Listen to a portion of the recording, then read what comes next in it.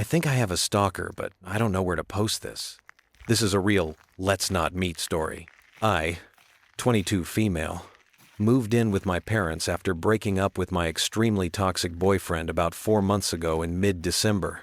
The way my parents' house is shaped is that the second floor is really the first floor, as the second floor is where the front door, kitchen, living room, and main bathroom is, as you have to take stairs up outside to get to said door.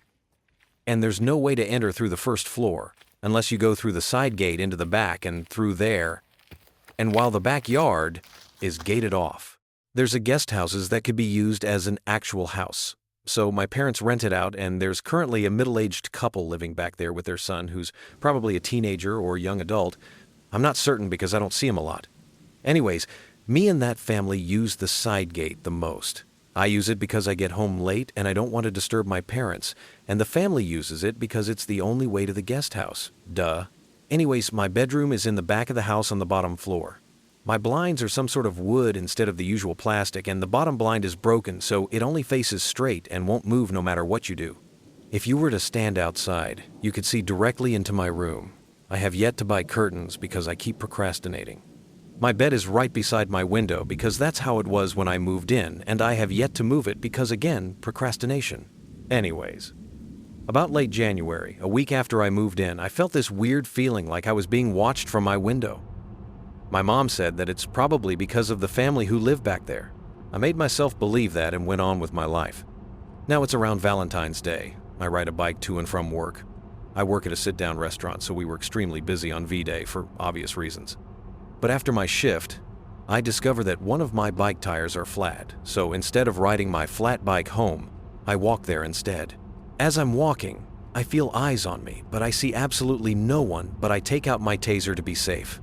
I arrive home and go through the side gate and to the main house, unlocking the back door with my keys. When I turn on the lights, I could see my door is wide open. I always close my doors because I have a very greedy dog and a stash of chocolate he could sniff out and devour in seconds. Learned the hard way, so my heart sunk to my ass. Again, the way my parents' house is set up, everything important is on the second floor. So on the first floor, when you enter from the back, you step into an open space that my parents filled with boxes, and you can see that layout of the bottom floor. There's a small bathroom on the right, then my room, my dad's office, then the stairs on the opposite end of the hallway. From where you stand when you first enter, the first room you'd see is the middle one, aka mine. So I obviously knew my door was open, not a trick of the light. Despite everything in me telling me to go upstairs, I still went inside and got dressed and passed out minutes after I got in bed. The next day, I woke up and did everything I do daily, like go to work. Instead of taking my bike, I asked the husband of the couple if he could drive me to work on his way to his work because I knew we went the same way since I remember he told me once. He agreed and drove me to work. On our way, I asked if he noticed anything weird going on in front of my window or if he saw anyone enter through the back last night. He said no, that's that. Now, fast forward to last week. I'm in bed enjoying my day off, watching movies, and I didn't even realize night came until my mom came into my room asking me to turn down the TV so she and my dad can sleep. Their bedroom is right above mine, and I agreed. I probably was hallway through the movie I was watching when I heard light tapping at my window. I obviously looked and saw something run away from it really fast, like if you were to blink it'd be gone. I thought nothing of it, probably an animal or something. Then around 1 a.m., I felt something watching me, so I looked but saw absolutely nothing. I finished my movie and turned off my TV so my room was pitch black. I was probably asleep for 2 to 3 hours before I heard tapping at my window again, but since my brain was foggy from waking up, I thought it was my dog at my door and ignored it. Until I rolled over to fave my window and saw the shadow of a person standing there. I felt my body completely froze as I watched this thing tap my window. I probably watched it in fear for a good 10 to 15 minutes before the person left, and I managed to grab anything important: pillow, blanket, phone charger, fan, and dog, and run upstairs and set up on the couch. I've only gone in my room during the day now and refuse to walk to or from work. I sleep on the couch in the living room because I'm terrified to be watched while I sleep. I think it's a stalker, but I'm not sure. Like the title said, I'm new to posting on Reddit because I usually just read instead of write, so I didn't know a channel to post this on. But that wasn't the only disturbing story. This next one is even worse. The weirdest Facebook Marketplace experience I've had. Alright, so this story happened to me a couple of years ago when I was around 14 years old. At the time, I wanted to make a little bit of money for myself. I figured the easiest way to do that was by selling some of my old toys on Facebook Marketplace. I had a pretty big Lego Harry Potter collection, but I wasn't really into Harry Potter anymore, so I decided to sell it. A few days after posting the ad, a buyer contacted me. I remember feeling really excited because I was about to make my first real money on my own. The buyer was a man who looked kind of old, but from his profile picture, he seemed nice enough. He told me he wanted to buy the Legos for his grandson, which honestly made the whole thing seem pretty wholesome. But as we started messaging, a few things felt off. Whenever I asked him questions about when he could pick up the Legos, he would leave me on scene and not reply. Sometimes he wouldn't answer until I sent multiple question marks. On top of that, he made a lot of grammatical mistakes, like the kind of mistakes a high schooler might make, not a fully grown adult. At the time, I thought it was weird, but I ignored it. Eventually, we agreed to meet. I don't remember exactly if it was Wednesday or Thursday, but I remember I had school the next day. He said he wanted to pick them up that night. I gave him the address of a bookstore about a 10-minute walk from my house. That way, I wouldn't have to give him my actual home address. He told me he wanted to meet at 8:30 p.m. Looking back now, that's obviously really late for a 4-year-old to meet a stranger. But at the time, I just wanted the money, so I agreed. Still, something in my gut told me not to go alone. My dad was away on a business trip at the time, so I asked my mom if she could come with me.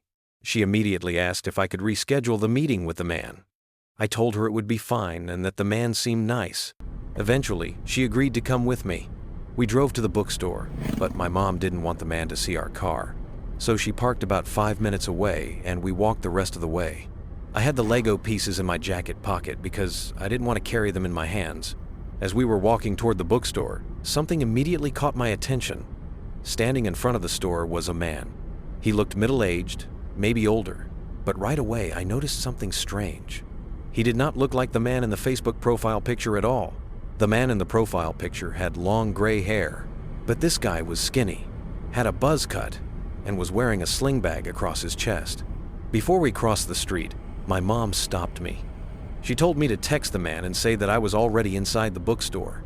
She had a bad feeling and didn't want me going near him. So I did exactly that. As we walked past the man, I hid my phone so he wouldn't see that I was texting. I sent him a message saying I was already inside the store and asked if he could come in. Almost immediately he replied. He told me to come outside, and he kept insisting. At this point, it was really dark outside, and barely anyone was around.